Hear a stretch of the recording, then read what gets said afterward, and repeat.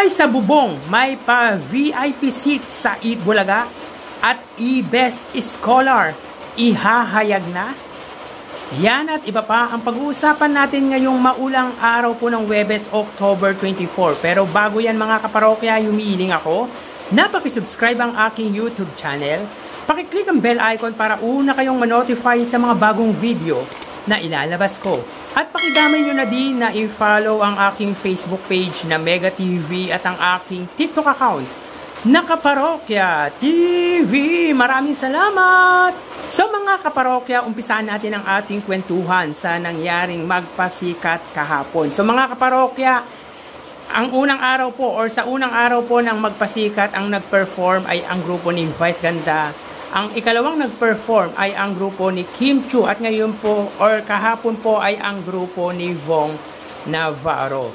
So yun nga mga parokya, kasama ni Vong Navarro na nag-perform ay sina Ami Perez, Ayon Perez at Darren Espanto, kung saan nagpamala sila ng galing sa magpasikat kahapon na may temang dilim or dark na tila nasasalamin sa mga negatibong nangyayari dito sa mundo. Tulad sa pamilya kung saan hindi alam ng ina ang pinagdadaanan ng anak, yung mga sacrifices nito. Ayon nga kay Vong Navarro mga kaparokya, hanggat nabubuhay ay gumawa na ng mabuti dahil hindi natin alam ang buhay kung hanggang kailan. Well, totoo naman mga kaparokya na minsan hindi natin alam na may pinagdaraanan pala ang mga mahal natin sa buhay, ang mga anak natin, ang mga kaibigan natin, at even ang magulang natin. Kaya maganda din talaga na maging open tayo. Kumbaga, constant communication ang kailangan, ika nga. Magtanong tayo kung kamusta sila, ayos ba sila. Di lang about sa pamilya, kundi in general po yan mga kaparokya, sa mga kaibigan, kasintahan at kung ano-ano pa. Para malaman natin kung ano ang nararamdaman nila. Minsan kasi nababaliwala natin kung ano yung tunay na nararamdaman nila basta iniisip lang natin ang sarili natin. Sa performance naman po mga kaparokya, so far ay mas gusto ko po ang grupo nila Kim Chu. Samantala mapunta naman po tayo sa highest views na nakuha ng dalawang noontime show kahapon. So sa oras na 1:01 PM sa magpasikat, ang It's Showtime ay may highest views na 169,000.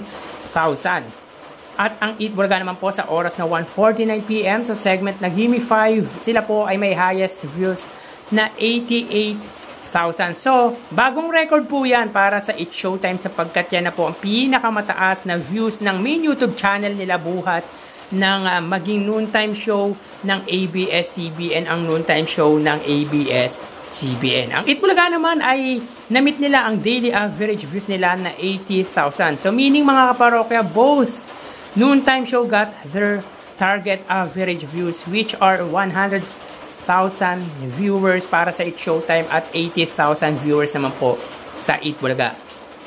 Bagaman mataas ang views ng It's Showtime, masasabi pa din po natin na consistent at solid ang viewers meron ang Eat Bulaga sa likod ng ika-15th year anniversary celebration ng It's Showtime na magpasikat. So, 3 weeks in a row na pong naaabot ng Eat Bulaga ang average views nila. Samantalang ang It's Showtime, this week lang po yan mga kaparokya dahil nga po sa magpasikat. Ang tanong dyan mga kaparokya, ma-maintain kaya ng It's Showtime ang mataas na numbers after magpasikat? Well, malalaman natin yan next week.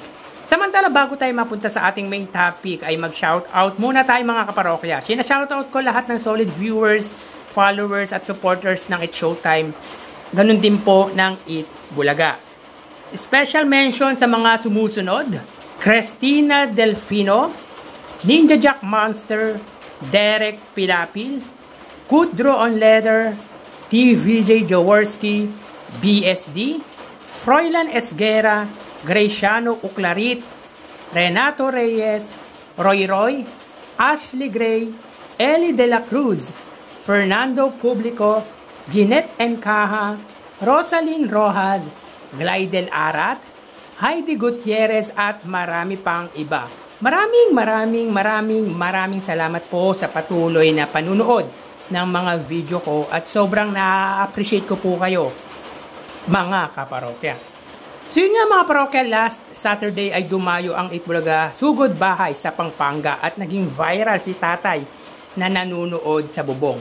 So dahil sa dami ng tao ay nakuha na lang manood ni tatay sa bubong para hindi na siya mahirapan at makipagsiksikan sa dami ng tao sa nasabing venue. Dahil dyan mga kaparokya ay inimbitahan ng Itbulaga si tatay na nag-viral na manood ng Itbulaga live in studio. Meron po siyang pa VIP seat para po sa Itbulaga.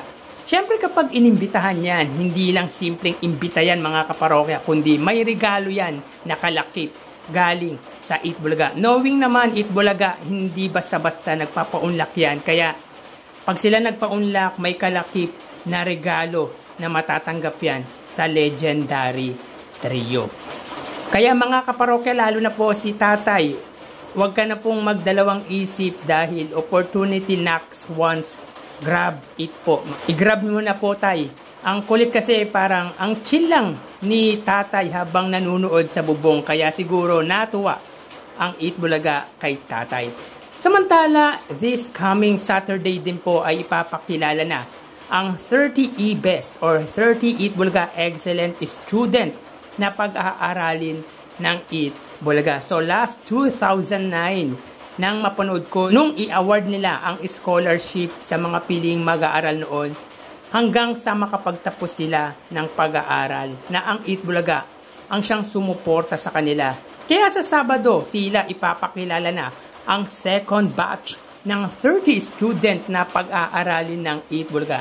Ito yung mga deserving na student na pinili ng Itbulaga para suportahan nila sa pag-aaral mula high school at sana hanggang college.